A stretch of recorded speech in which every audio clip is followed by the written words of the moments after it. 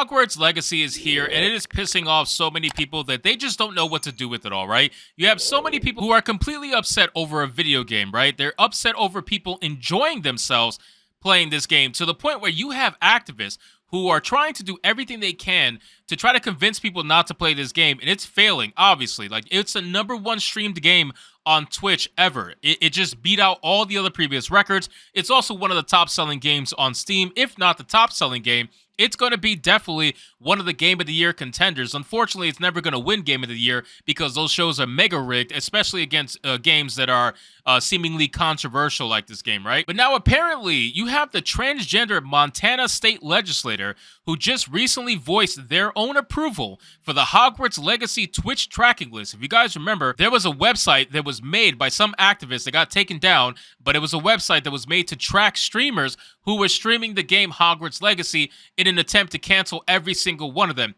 These people don't realize that there's more streamers streaming this game than they are activists in the transgender community. That's the most hilarious thing about all of this. So let's get into the article, guys. This one comes to us from good old Bounding Into Comics, and it says, transgender Montana state legislator voices approval for Hogwarts Legacy Twitch tracking list. It's bad to pay for a game based on an IP that directly funds a turf. Now, I still think this whole thing is hilarious because J.K. Rowling is a known hardcore leftist, and for people to be coming out and trying to cancel her so hard because she has one stance regarding biological women. She has one stance. Everything else, she fully agrees with hardcore leftists, and yet because she decides to disavow the mob with one thing, the mob wants to come after her endlessly. They want to see her lose so bad, but they don't realize that J.K. Rowling is in a position of infinite win. There is no way that this woman is ever going to lose. She gets royalties from every single thing related to Harry Potter possible. She has more money than she knows what to do with.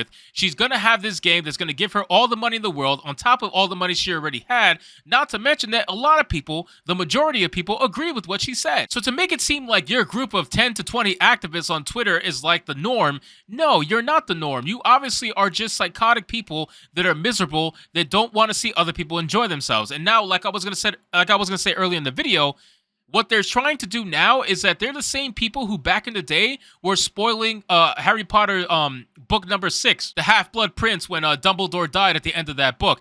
Those people who were spoiling that, now these same people are going around and trying to go on Twitter, trying to go on random Twitch streams, and trying to spoil the story for people who are watching the streamers.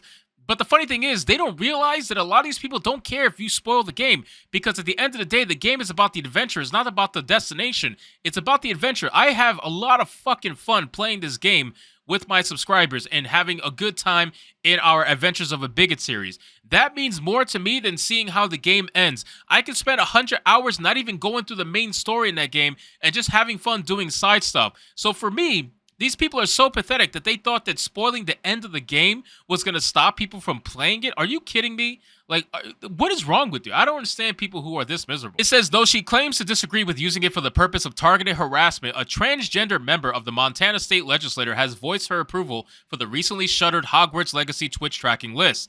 Now, that's a little worrisome that a state legislator is actually okay with doxing. Since 2020, pro-transgender activists have attempted to boycott Harry Potter author J.K. Rowling and lambasted those who continue to either support or enjoy her works. This was due to comments she made regarding biological sex being real, and attempting to avoid offending transgender people would result in offending and giving less rights to women, which is still true. Despite pushing for a boycott of Hogwarts Legacy with efforts including false claims the game was anti-Semitic, the game broke Twitch's record for having the most live viewers for a single-player game. Along with the infamy of the boycott, the game releasing early for those who bought special editions may have helped. Instead, activists turned to harassing streamers for playing Hogwarts Legacy. One notable case showed a streamer being on the edge of tears despite her pleas of being an LGBTQ ally. Another case was a VTuber canceled plans to stream the game, though was only suspected to have been harassed. Activists have also attempted to spread spoilers for the game on social media. Listen, if you're somebody who is crying, right? You're crying on stream because of people harassing you for playing the game, and then you think that coming out and saying, no, you're an ally. I'm an ally to your cause. Why are you being mean to me? You think that's going to stop the mob? Really? You think that's going to stop the mob? The only way to stop the mob is by showing them that they have no power. That they are literally not affecting your life at all. That's the best way to destroy the mob, because they hate seeing that. They see that they don't like that. They don't like seeing people happy. They don't like seeing people not bow down to them. They're used to people bowing down to online pressure. They're not used to people going to tell them to go fuck themselves. That's basically what I do every single day with my Adventures of a Bigot series, which will be live, of course, this Sunday. But still, guys, I mean, it's ridiculous. You need to grow some fucking balls if you cannot handle the backlash that you're getting for playing simply a game that you should not be streaming at all. You should not be a content creator, period. The fact that you're even threatening to not even stream at all, like you're canceling plans to stream the game because people are harassing you, fuck it. Let them harass you. They're going to give you tons of views. Who gives a fuck? They're going to be supporting you. It doesn't matter. Like, these same haters will be supporting you every day they watch you, claiming that they hate you. One person even created a website to uncover which Twitch streamers had played the game. After near universal scorn from those outside the boycott, the site was shut down less than 24 hours. The boycott and harassment itself was mocked and rejected by streamers. There was one individual who voiced support for the boycott despite the harassment, made all the more surprising because of their role as an American politician. Oh my god, what the fuck is that thing? That looks like Deke. Oh my god, that looks like Deke. My slave elf in Hogwarts Legacy. That really looks like Deke. Holy shit, don't tell me that doesn't look like Deke. That looks like Deke. I don't care.